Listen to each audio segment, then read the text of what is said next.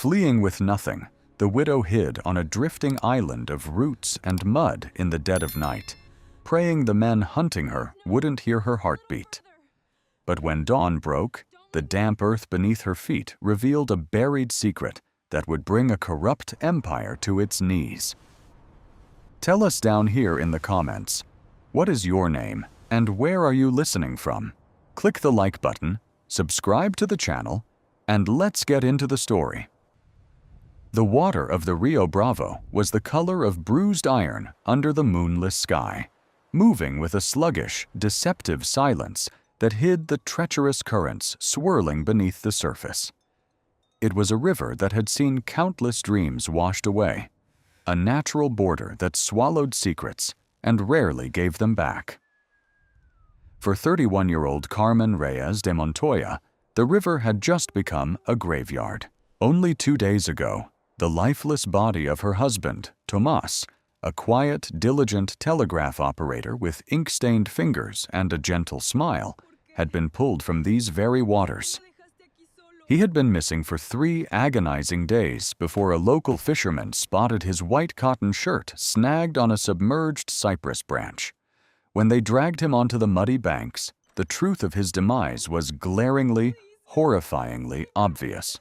His wrists were bound tightly behind his back with thick, rough hemp rope, the coarse fibers having bitten deeply into his skin, leaving raw, cruel marks that spoke of a desperate, terrifying struggle.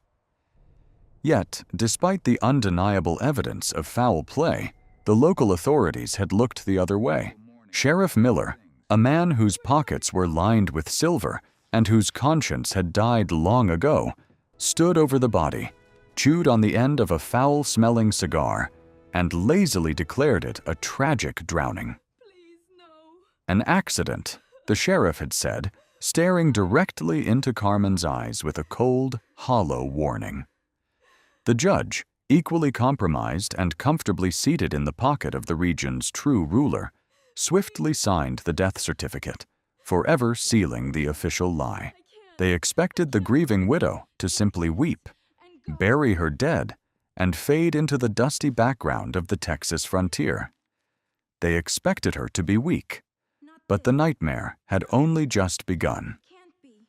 The soil on Tomas's grave was barely settled when the heavy, ominous thud of knuckles rapped against Carmen's modest wooden front door. It was late afternoon, the sun casting long, skeletal shadows across the porch. When she opened the door, her heart plummeted into her stomach.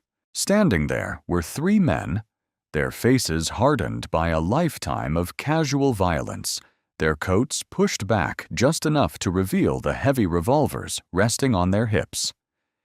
They were the private enforcers of Senator Reginald Aldrich, the wealthiest, most ruthlessly ambitious landowner in the state, a man who built his vast empire not through honest sweat, but through intimidation, extortion, and the quiet erasure of anyone who stood in his path.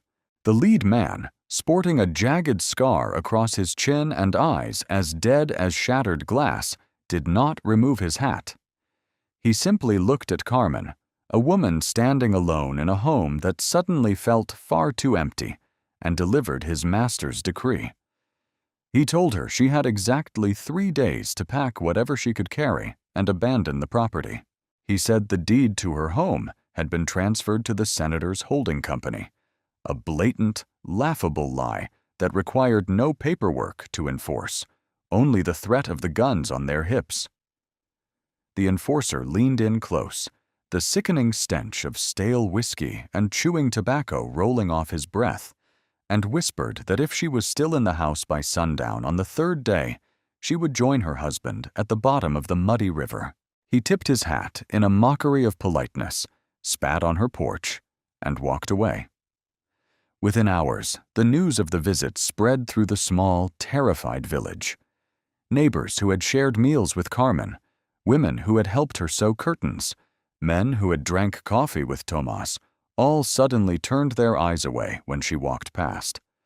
The fear of Senator Aldrich was a suffocating blanket over the town. No one would offer her shelter. No one would offer her a horse. She was entirely, utterly alone, a ghost walking among the living, waiting for her own execution. Returning to her dark, silent bedroom, Carmen collapsed onto the floor, the heavy weight of her grief finally breaking through her stoic facade. She wept until her throat was raw, mourning the man who had been her entire world. But as she knelt there, her tear-filled eyes caught sight of a loose floorboard beneath the heavy oak washstand, a board she knew Thomas had always meticulously kept nailed down.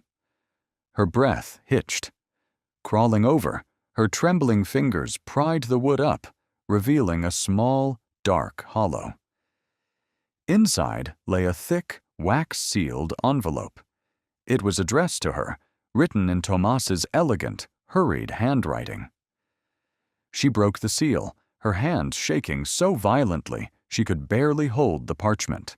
Inside were copies of 3 intercepted telegrams, filled with cryptic numbers and locations, and a hastily scrawled note.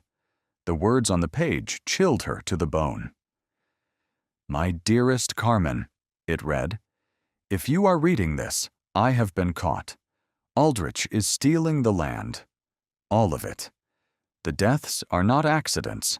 I hid the proof where the river cannot wash it away. Do not trust the sheriff. Do not trust the judge. Take whatever money we have and flee immediately. Go to the water in the dark." She looked at the small metal tin where they kept their savings. She opened it, turning it upside down onto the bedspread. 3 dull dimes, 2 nickels, and 3 pennies clattered onto the quilt. 43 cents. That was the sum total of her resources. 43 cents, the clothes on her back, her mother's worn leather Bible, and a piece of paper telling her she was being hunted by the most powerful man in Texas. It was past midnight.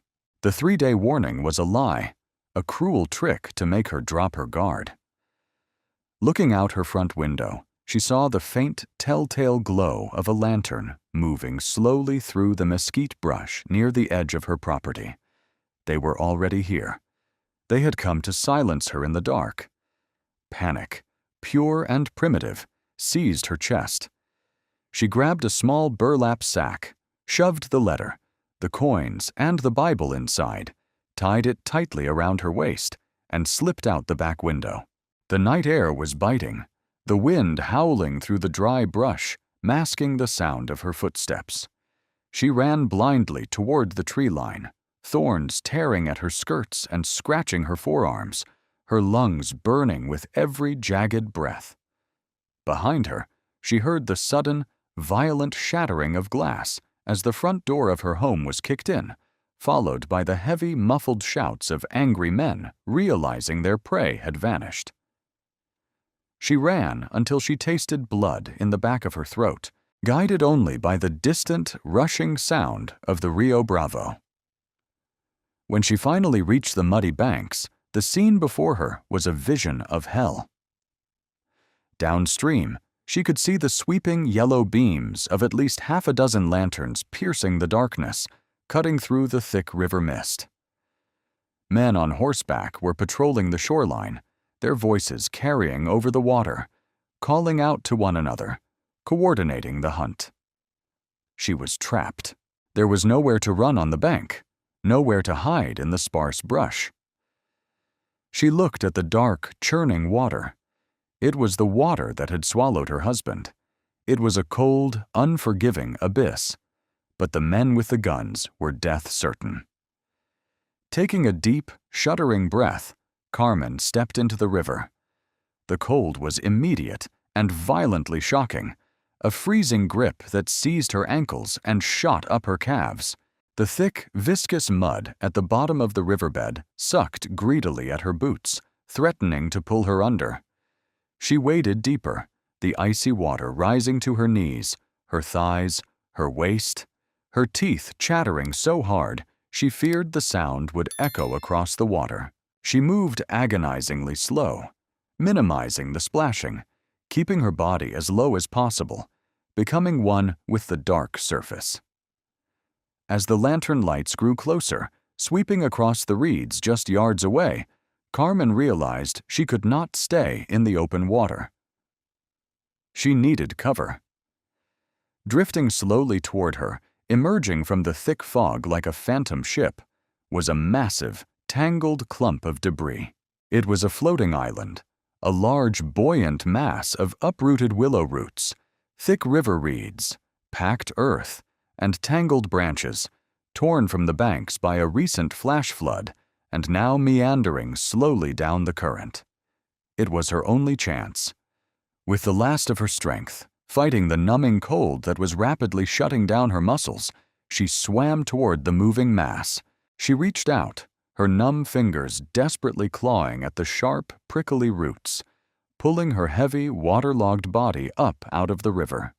She dragged herself onto the center of the floating debris, flattening her body against the damp, foul-smelling earth, burying her face into the rotting vegetation, just as a beam of lantern light swept over the water, illuminating the very spot she had just occupied. She held her breath until her lungs screamed for air, pressing her eyes shut, listening to the men on the bank curse and spit, their horses snorting in the cold night. They lingered for what felt like hours, their voices a constant, terrifying murmur in the darkness, before finally, mercifully, moving further downstream. Carmen lay there, shivering uncontrollably, her wet clothes clinging to her freezing skin, drifting aimlessly down the silent river, alone in the abyss of the night. The hours bled into one another, an agonizing eternity of cold and fear. When the sky finally began to lighten, bleeding from pitch black to a bruised purple, and then to a pale, misty gray, Carmen carefully lifted her head. The floating island had drifted into a wide, slow-moving bend in the river, surrounded by thick, impenetrable morning fog. She was safe for the moment, but she was entirely exhausted, starving, and freezing. She tried to shift her weight to sit up, but as she moved, her right foot sank deeply into a patch of unnaturally soft, yielding mud in the exact center of the root mass. She paused. The soil here was different from the tightly packed, natural debris of the rest of the island. It felt disturbed, deliberately loosened. Tomas's letter flashed in her mind. "I hid the proof where the river cannot wash it away." The realization hit her like a physical blow. This wasn't just a random piece of debris. This was a landmark. Tomas had known this massive root structure had been wedged against the bank near their home for months before the flood broke it loose. He had used it as a safe. Falling to her knees, ignoring the sharp pain of splinters and thorns, Carmen began to dig. She dug with her bare hands, her fingernails tearing against the rough roots, scooping out handfuls of cold, wet mud. She dug like a woman possessed, tears of desperation mixing with the river water on her face. A foot down, her bloody fingers scraped against something hard, cold, and metallic. Her heart hammered against her ribs. She cleared the mud away, frantically, revealing a heavy iron lockbox, severely rusted around the edges, but completely intact. It took all her remaining strength to pull the heavy box out of the suction of the mud and drag it onto the drier reeds. The small brass padlock on the front was locked, but the hinges, eaten away by moisture and time, were weak. Grabbing a thick, jagged stone from the debris, she smashed it against the rusted hinges again and again, the metallic clanging loud in the quiet morning, until the metal finally snapped. She threw the lid open. Inside, wrapped tightly in layers of thick, oiled canvas to protect it from the water, was a large, leather-bound ledger. Beneath the ledger sat a heavy, solid brass stamp bearing the official ornate seal of Senator Reginald Aldrich. Carmen carefully unwrapped the canvas, her breath catching in her throat as she opened the heavy book. The pages were filled with Tomas's meticulous, precise handwriting. It was a comprehensive, undeniable record of absolute terror. There were columns of names, dates, and geographic coordinates. It listed exactly 120 properties, vast tracts of fertile land, water rights, and cattle ranches across the territory. Next to each name were the legal transfer dates, and next to those, in a chilling, stark column, written in a different, heavier ink, were single words: foreclosed, intimidated, and next to far too many names, the word eliminated. Beside the ledger was a thick manila envelope. Carmen opened it, pulling out a grainy black and white photograph. She gasped, dropping the picture as if it had burned her hands. The photograph showed a desolate stretch of desert. In the foreground, half a dozen men were on their knees in the dirt, their hands bound tightly behind their backs with thick hemp rope, their faces bruised and contorted in absolute terror. Standing over them, looking impeccably dressed in a tailored suit and smoking a long cigar, was Senator Aldrich himself, surrounded by his armed enforcers. And there, kneeling on the far right of the frame, his eyes wide with a horrific, understanding dread, was a young man Carmen recognized instantly. It was Aurelio Cano, the nervous, stuttering young man who had taken over the telegraph office just weeks before Tomas died. The photograph was an execution squad, captured on film by an arrogant man who believed he was entirely untouchable. Staring at the ledger and the photograph, the paralyzing weight of her grief suddenly crystallized into something entirely different. She understood now. Tomas hadn't just been murdered. He had sacrificed himself. He had spent months secretly copying the telegraphs, tracking the land deeds, finding this horrific photograph, and compiling the evidence that could tear down Aldrich's entire empire. He had known the risks, and he had taken them anyway, to protect the innocent families being slaughtered for their land. And when they finally caught him, he had endured whatever torture they inflicted upon him, letting them tie his hands and drown him in the cold river, rather than give up the location of this box. He died to protect this truth, and he died to protect her. A profound, overwhelming sob ripped from Carmen's chest, a sound of pure agony that drifted out over the empty river. She clutched the ledger to her chest, rocking back and forth in the mud, weeping for the gentle man she had loved, the man who had secretly been a giant of courage. Hours passed.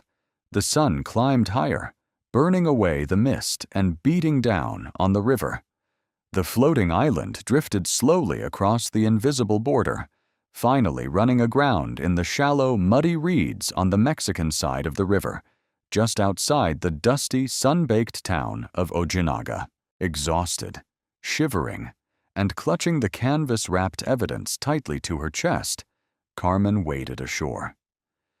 She walked aimlessly through the outskirts of the town, a ghost of a woman covered in dried mud and river weeds.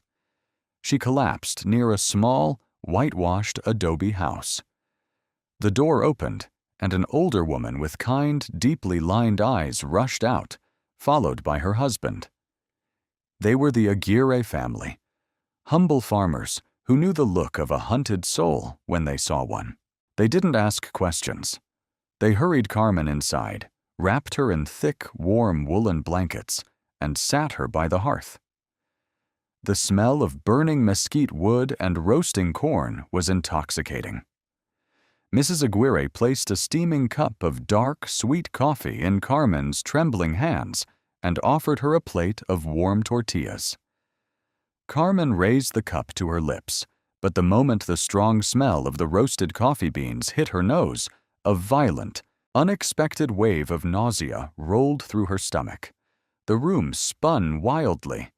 She slammed the cup down, clamped a hand over her mouth, and rushed to the wooden wash basin in the corner, retching dryly. Mrs. Aguirre hurried over, gently pulling Carmen's damp hair back from her face, her experienced eyes softening with sudden, profound understanding. She rested a warm, calloused hand gently on Carmen's lower abdomen. The older woman didn't need to say a word. The gentle, knowing smile on her face confirmed the suspicion that Carmen had been too terrified to admit to herself for the past few weeks. She was pregnant. A new life, a tiny, fragile piece of Tomas, was growing inside her. Carmen leaned against the rough adobe wall, sliding slowly down until she hit the floor. She wrapped her arms around her stomach, closing her eyes. The fear that had kept her running, the sheer animal instinct to simply survive, evaporated in that dusty kitchen. It was replaced by a cold, burning, terrifyingly calm resolve. The senator had taken her husband. He had taken her home. He had forced her into the freezing mud like a hunted animal. But he would not take her child's future. He would not leave her child fatherless without facing the wrath of a mother who had absolutely nothing left to lose. The trembling widow died on that kitchen floor. What stood back up was a woman forged in the fires of absolute injustice, armed with the undeniable truth, and fueled by a vengeance that was pure, righteous, and unstoppable. She asked the Aguirre family for a pencil and some paper. She sat at the small wooden table, opened the ledger, and began to formulate a plan. First, she needed a witness. The ledger was powerful, but it was just paper. She needed a voice. She needed the man in the photograph. She needed Aurelio Cano. Spending a few of her precious cents, she asked Mr. Aguirre to quietly ask around the town markets if anyone had seen a young, terrified American hiding in the alleys. It took 2 agonizing days of waiting in the shadows, jumping at every creak of the floorboards, before Mr. Aguirre returned with a location. Aurelio was hiding in a dilapidated, abandoned cantina on the edge of the desert, drinking himself into oblivion, terrified of his own shadow. Carmen found him huddled in the corner of a rotting, fly-infested room, clutching a bottle of cheap tequila, his eyes bloodshot and darting wildly. He looked like a man who had already died, but hadn't been buried yet. When he saw Carmen step into the dim light of the doorway, he scrambled backward, pressing himself against the cracked plaster wall, weeping openly. He confessed everything in a torrent of broken, cowardly words. He told her how Aldrich's men had forced him to sign forged telegraph receipts, how they had taken him to the desert, forced him to his knees, and made him watch as they executed innocent ranchers who refused to sell their land. They had let him live only to ensure he would continue to alter the telegraph records at their command. He was paralyzed by guilt and terror. Carmen did not offer him pity. She walked over, her face a mask of stone, and threw the black and white photograph onto the dusty floorboards in front of him.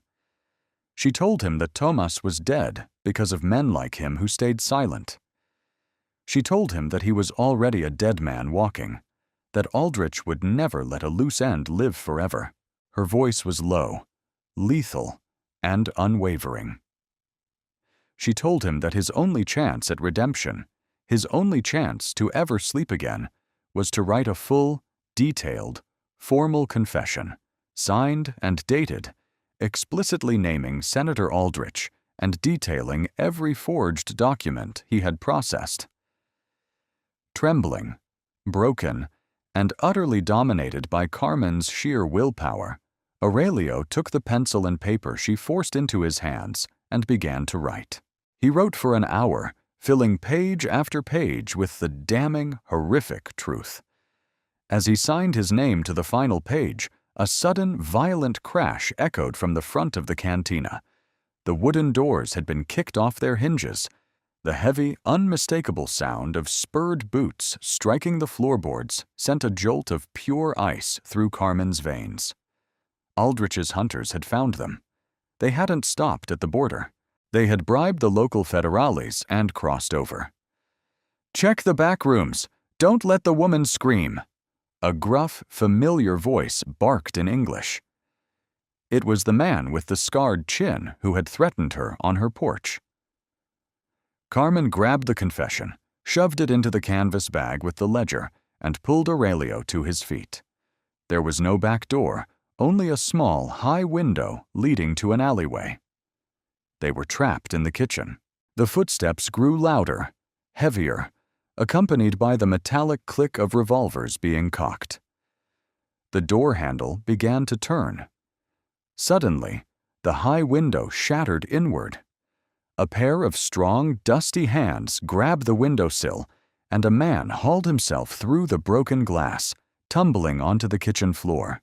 He was covered in dirt, sweating profusely, holding a heavy Winchester rifle.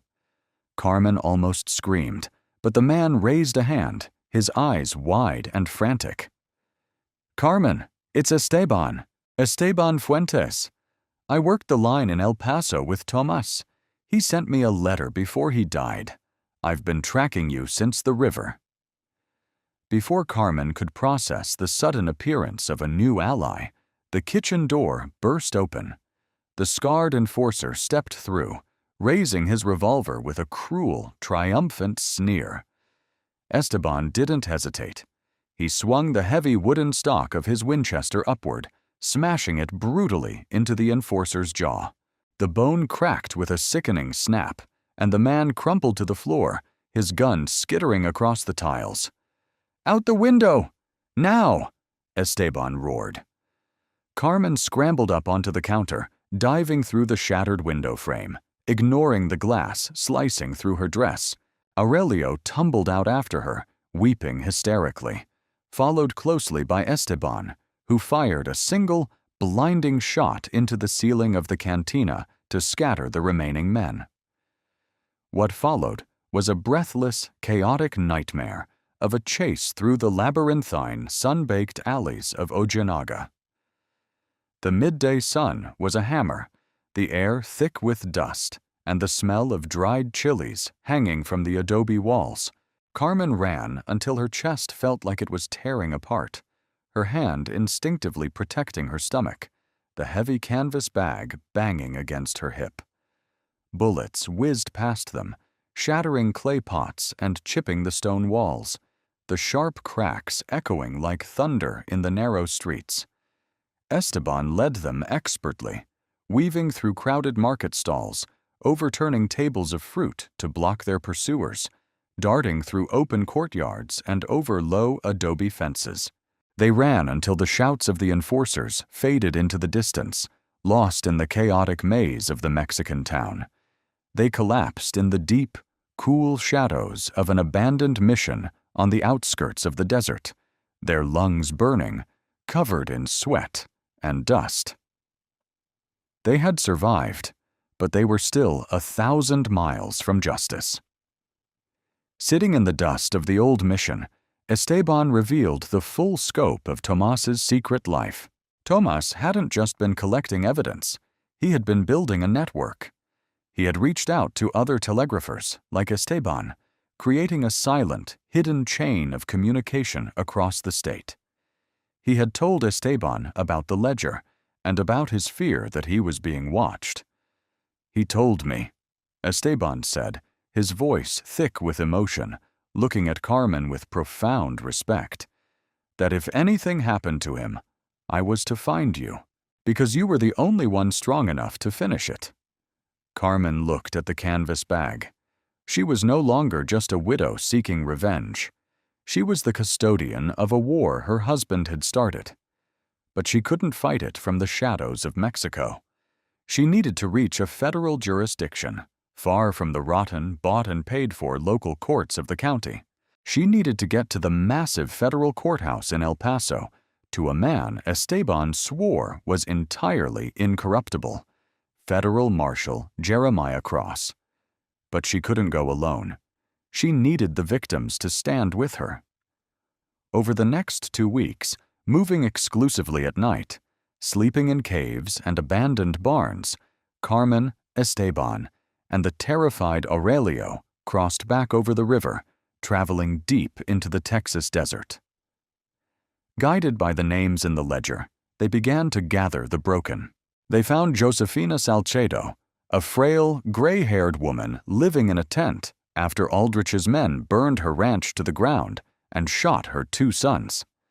They found Old Man Miller, who had lost his sight after being beaten by the senator's thugs for refusing to sign away his water rights.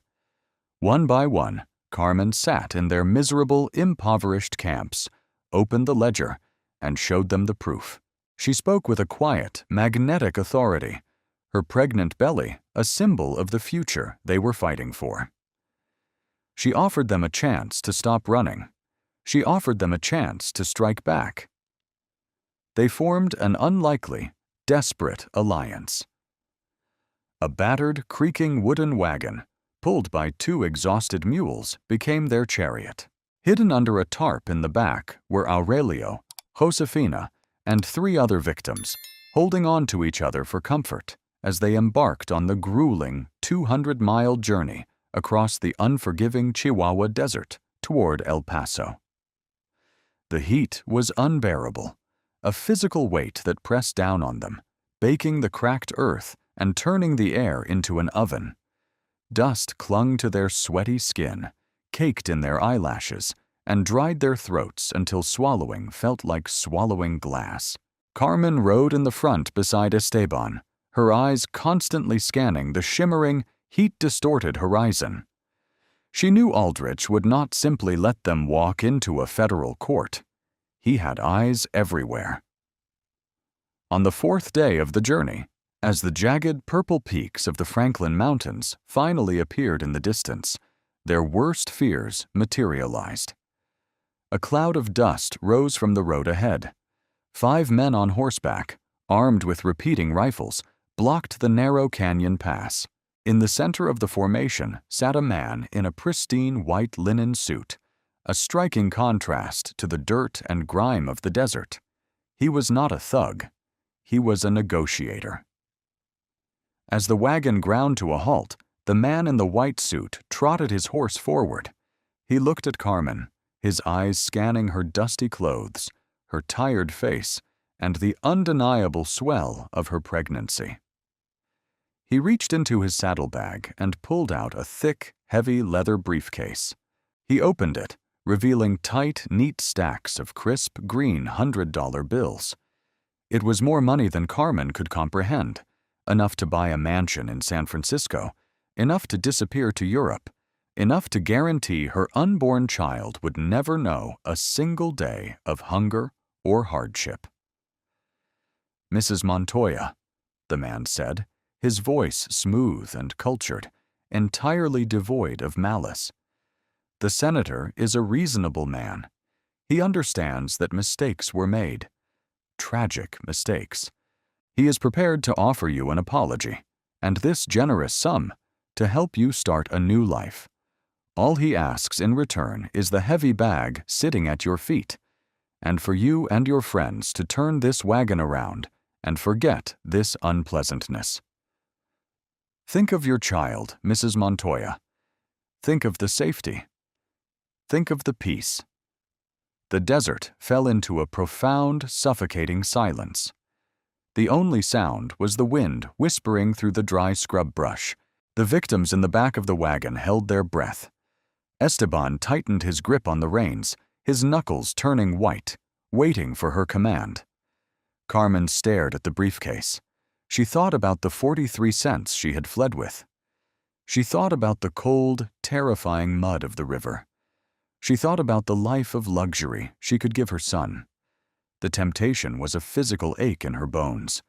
It would be so easy to take the money. It would be so easy to stop fighting.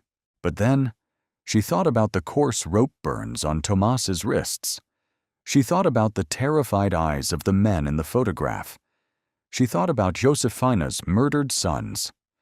She looked up at the man in the white suit, her eyes burning with a fierce, uncompromising fire that made the negotiator flinch. "Tell your senator," Carmen said, her voice ringing out across the canyon, clear, loud, and absolute, "that there is not enough money printed on this earth to buy the blood of my husband. Tell him I am bringing the storm to his front door." She screamed a defiant, powerful "No!" that echoed off the canyon walls. She grabbed the Winchester from Esteban's lap, cocked the lever with a loud metallic clack, and leveled it directly at the man's chest. "Now get out of my way, or die in the dirt." The negotiator stared at the barrel of the rifle, saw the absolute certainty of death in the pregnant widow's eyes, and slowly lowered the briefcase. He signaled to his men, and they backed their horses away, allowing the wagon to pass. They knew they had lost the battle of wills. They rode the rest of the way to El Paso without stopping. When they finally pulled the exhausted mules up to the grand, imposing stone steps of the federal courthouse, Carmen didn't wait. She marched up the steps, demanding to see Marshal Jeremiah Cross. When she was brought into his wood-paneled office, she didn't say a word. She simply dropped the heavy canvas bag onto his massive mahogany desk, unwrapped the ledger, placed the photograph on top, and dropped Aurelio Cano's signed confession beside it. Marshal Cross, a man who had spent 40 years fighting outlaws, took one look at the documents, looked at the exhausted pregnant woman standing before him, and immediately ordered federal troops to surround the courthouse and lock down the city telegraph office. The war had officially moved to the light of day. The federal trial of Senator Reginald Aldrich was the spectacle of the century. The grand, cavernous mahogany courtroom in El Paso was packed to the rafters. Reporters from New York to San Francisco squeezed into the wooden benches, their pens scratching furiously on notepads. The heat in the room was oppressive, the slow-moving ceiling fans doing nothing to dispel the thick, suffocating tension. Senator Aldrich sat at the defense table, wearing a custom-tailored suit, his hair perfectly pomaded, exuding an aura of untouchable arrogance. Beside him sat Dwight Carver, the most expensive, brilliant, and ruthlessly sadico defense attorney money could buy in the United States. Carver was a master of psychological warfare in the courtroom, a man who built his career on destroying the credibility of witnesses, tearing them apart until they questioned their own sanity. When Carmen Reyes took the witness stand, the heavy wooden chair felt like a throne of judgment. She placed her hands protectively over her pregnant belly, her face pale, but her posture rigidly straight. Dwight Carver approached the stand like a wolf circling a wounded lamb. He didn't attack the evidence first. He attacked her. For 3 agonizing hours, he paced the floor, his voice dripping with patronizing sympathy that masked a venomous intent. He painted a picture for the jury of a poor, uneducated, hysterical widow. He suggested, with a sad shake of his head, that the grief of losing her husband had unhinged her mind. He pointed out her lack of formal education, loudly questioning how a simple housewife could possibly comprehend the complex legal intricacies of land deeds, corporate structures, and county tax codes. He insinuated that the pregnancy hormones had caused hallucinations, that the entire story of the floating island and the buried box was a fantastical delusion born of a desperate need to blame someone for a tragic drowning. He called her a grief-stricken little girl playing with adult matters. He wanted to humiliate her, to make her cry, to make her break in front of the jury, proving she was unstable. But Carmen did not break. She did not cry. She sat there, absorbing his insults like a stone wall absorbing the rain. When he finally paused, expecting her to collapse into tears, she leaned forward, her eyes locking onto his with an icy, terrifying intellect. She didn't argue with his insults. She weaponized the facts. Speaking with a calm, methodical precision that stunned the courtroom into absolute silence, she began to recite the ledger from memory. She quoted exact dates of land transfers, citing the corresponding county code numbers. She detailed the precise banking routes Aldrich used to launder the money, explaining the complex financial structure better than the bank managers themselves. She pointed to the photograph, identifying the specific knot used to tie the men, a knot commonly used by the enforcers employed by the senator's mining company. She took Carver's complex legal jargon and dismantled it piece by piece, translating it into plain, brutal truth that every farmer on the jury could understand. She turned the hysterical widow narrative to ashes. Carver's face flushed a deep, ugly red. He was sweating profusely, his composure cracking under the relentless, factual assault of a woman he had severely underestimated. However, Carver was desperate. In a final, desperate gamble to save his client, he pivoted. He argued that the ledger was a forgery, meticulously crafted by Tomas Montoya himself as part of an extortion plot against the benevolent senator. He argued that Aurelio Cano, who was trembling violently on the witness bench, was a known drunkard and a liar who had been coerced into a false confession by the terrifying widow. He argued that there was absolutely no direct link, no original county document that explicitly tied the senator's signature to the forged deeds. It was all circumstantial. It was all hearsay. He was planting the seeds of reasonable doubt, and Carmen could see some of the jurors shifting uncomfortably, the shadow of uncertainty creeping across their faces. The senator smirked, leaning back in his chair, believing he had once again slipped the noose. It was in that breathless, agonizing moment, when justice seemed ready to slip through their fingers, that the heavy, brass-studded oak doors at the back of the courtroom creaked open. The sound was deafening in the silent room. Every head in the gallery turned. Standing in the doorway, looking pale, exhausted, but entirely resolute, was a man wearing the distinctive, silver-buttoned vest of a county official. It was Rodrigo Fuentes, the chief land agent for the county, the man who had officially processed every single stolen deed, and the silent, invisible architect of the senator's paperwork empire. He was a man who had lived in the shadows of corruption his entire life, but the news of the pregnant widow who had crossed the desert, who had refused the bribe, who had stood up to the devil himself, had reached him. Her courage had shattered his cowardice. He walked slowly down the center aisle, the heavy silence of the room broken only by the sound of his footsteps. He bypassed the gallery, walked straight past the defense table, and approached the judge's elevated bench. From beneath his coat, Rodrigo pulled out a massive, heavily bound stack of original, government-stamped documents.